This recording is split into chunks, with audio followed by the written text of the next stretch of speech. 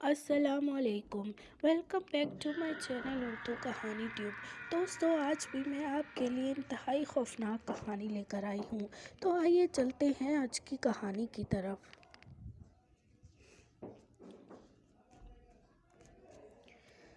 اس رات کھیتوں میں پانی دینے کی باری راجو ہاری کی تھی، اس لیے وہ چاندنی رات میں تیز تیز قدم اٹھاتا ہوا ڈیرہ علی نواز کی زمینوں کی طرف جا رہا تھا۔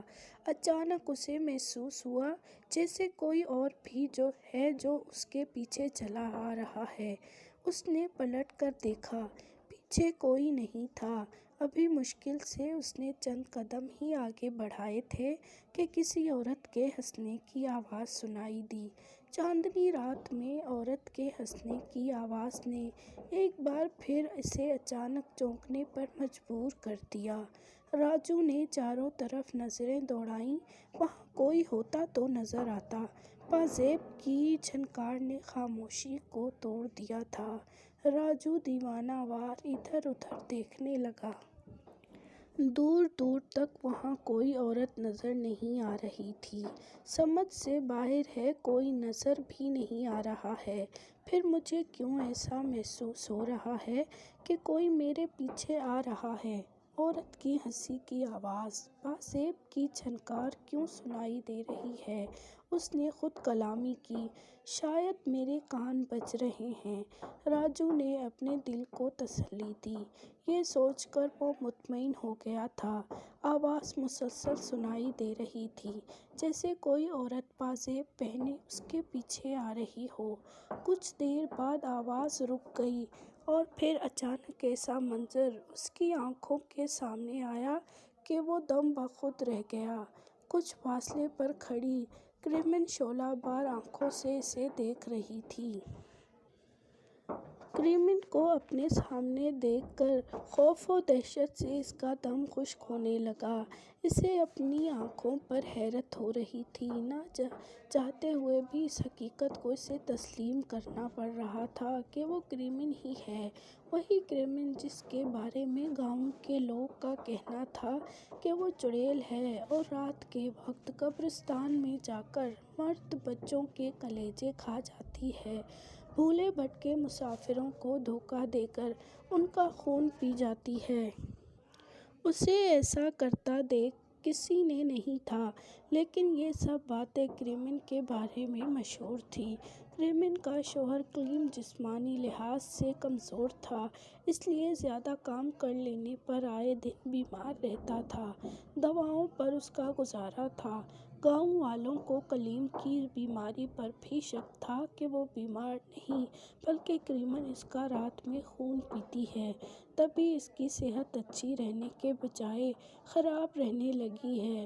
اس طرح کی باتیں جب کلیم تک پہنچی تھیں، وہ غصے میں بھر کر ان لوگوں سے لڑنے لگتا تھا۔ اس لیے گاؤں والے کلیم کے سامنے اس طرح کی باتیں کرنے سے احتیاط برتنے لگے تھے اور اس کی غیر موجودگی میں کھل کر اس کی بیماری کی برائیاں کرتے تھے۔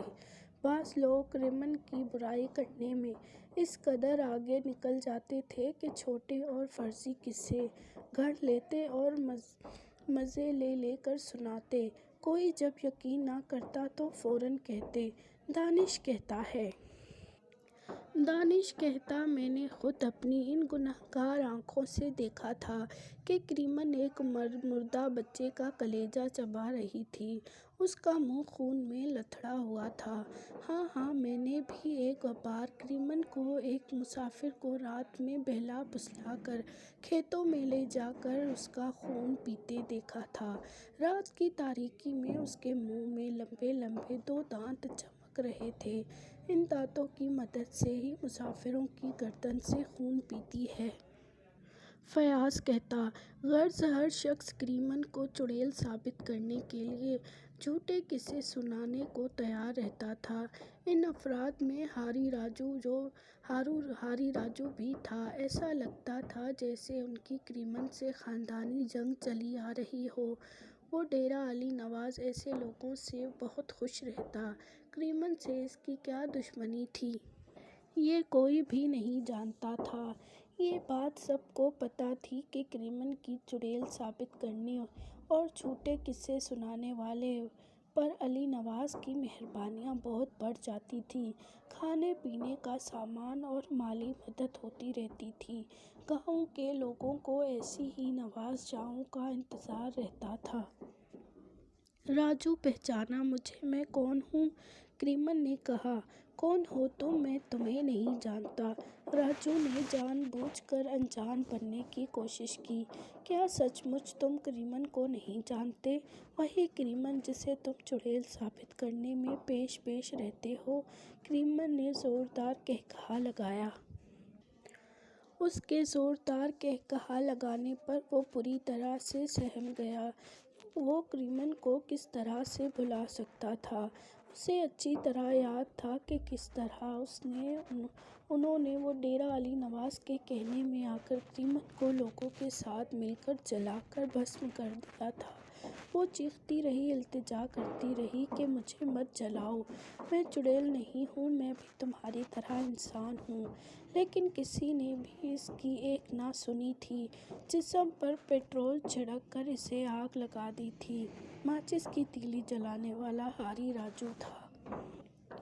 علی نواز نے راجو سے خوش ہو کر پورے 25,000 روپے کی رقم اسے خاموشی سے دے دی تھی اور یہ بات کسی کو نہ بتانے کی سختی سے تاکید کی تھی۔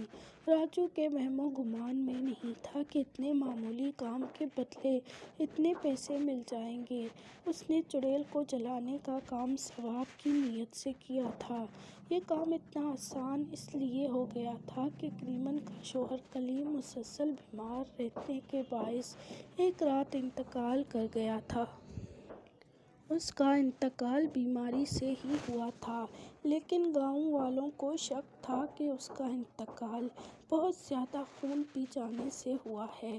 اس لیے شوہر کلیم کے انتقال ہو جانے کے بعد گاؤں والوں نے اس کی جاسوسی کرنی شروع کر دی تھی۔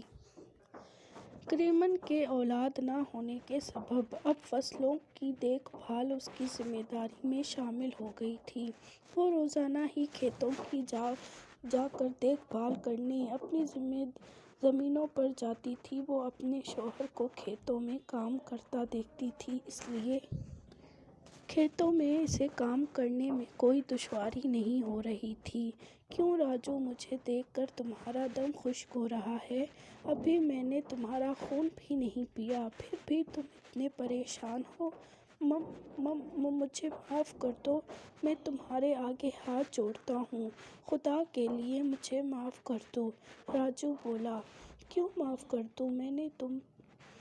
تم نے مجھ پر رحم کھایا تھا جو میں تم پر رحم کھاؤں؟ کریمن نے زوردار قہقہا لگایا۔ مجھ سے بہت بڑی غلطی ہو گئی، اب ایسا نہیں ہوگا۔ راجو پر سخت گھبراہٹ طاری تھی۔ راجو، اب بچا ہی کیا ہے؟ مجھے تم نے زندہ جلا کر مار ڈالا۔ میرا شوہر بھی اس دنیا میں نہیں ہے۔ ہماری جائیداد پر ڈیرے کا قبضہ ہو چکا ہے۔ یہ سب تم لوگوں کی وجہ سے ہی ہوا۔ اگر تم مجھے جینے دے تو ایسا نہ ہوتا۔ کریمن نے کہا۔ تمہارے لیے پورے گاؤں میں مشہور تھا کہ تم چڑیل ہو، اس لیے ہم نے ایسا کیا، راجو نے کہا۔ کیا تم نے اپنی آنکھوں سے دیکھا تھا؟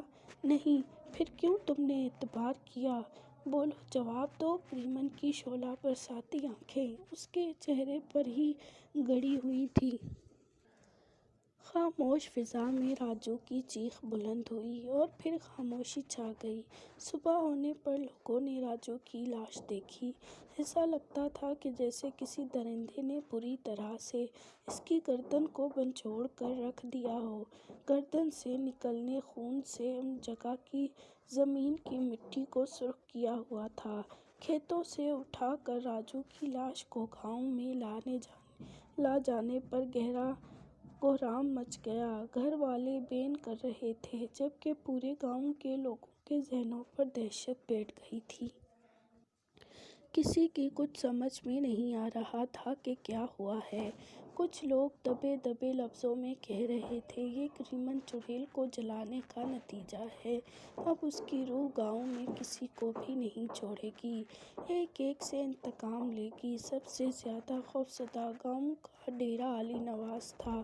اس نے ماضی میں بھی اسی طرح مختلف لوگوں کی زمینوں کو ہڑپ گیا تھا۔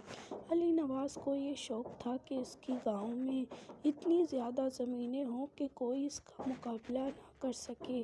اس مقصد کے تحت وہ کسی ایک گھاری کو اعتماد میں لے کر، جس کی زمین ہتھیانی ہوتی تھی، اس کی بیوی کے بارے میں افواہ پھیلا دیتا تھا کہ وہ چڑیل ہے اور راتوں میں لوگوں کا خون پیتی ہے، قبرستانوں سے مردہ بچوں کے دل اور کلیجہ نکال کر کھا جاتی ہے۔ اسی طرح وڈیرے نے بے شمار لوگوں کی زمینیں ہتھیا لی تھیں، لیکن کبھی ایسا واقعہ گاؤں میں پیش نہیں آیا تھا۔ یہ اپنی نوعیت کا گاؤں میں پہلا واقعہ ہوا تھا، جس نے گاؤں والوں کو دہلا کر رکھ دیا تھا۔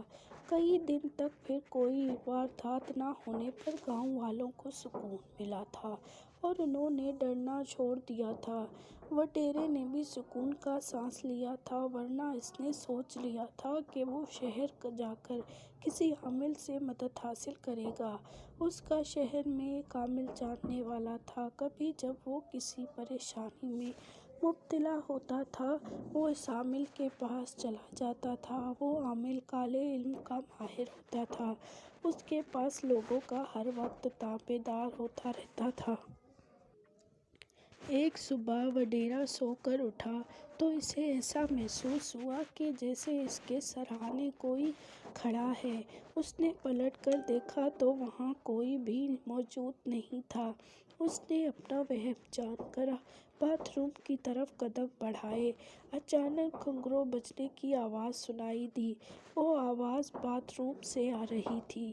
ایسا محسوس ہو رہا تھا کہ جیسے کوئی باتھ روم میں موجود ہے۔ کون ہے اندر؟ اس نے پوچھا۔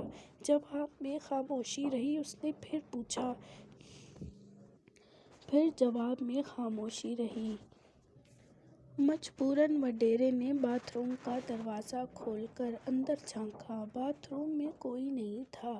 اسے بڑی حیرت ہوئی، حالانکہ اس نے خود اپنے کانوں سے گھنگرو کی آواز سنی تھی۔ ایک رات فیاض کھیتوں میں پانی دینے کی ڈیوٹی کر کے گھر کو لوٹ رہا تھا۔ ایک درخت کے پاس سے گزرتے ہوئے کوئی چیز درخت سے اس پر گری۔ وہ اگر فوراً سے پیچھے نہ ہو جاتا تو وہ چیز اس پر گر جاتی۔ فیاض نے چونک کر اس چیز کو دیکھا۔ وہ کوئی عورت تھی۔ چہرے پر بال اس طرح بکھرے ہوئے تھے کہ چہرہ دکھائی نہیں دے رہا تھا۔ وہ عورت زمین سے اٹھ کھڑی ہوئی۔ فیاض ابھی تک حیرت سے بت بنا اسے دیکھ رہا تھا۔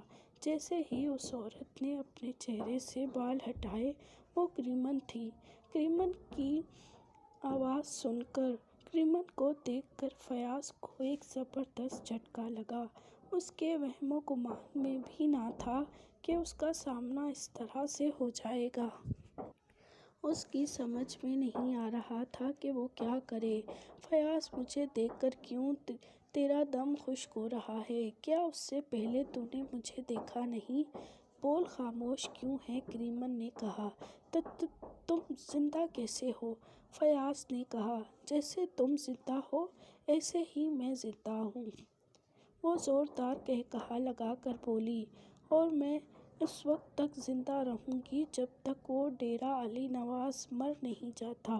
تجھے میرا ساتھ دینا ہوگا، ورنہ تیرا انجام ہاری راجو سے بھی زیادہ بھیانک ہوگا۔ مجھے کیا کرنا ہوگا؟ فیاض ہکلایا۔ اس کہانی کا بقیہ حصہ اگلی قسط میں ملاحظہ کیجیے گا۔ شکریہ۔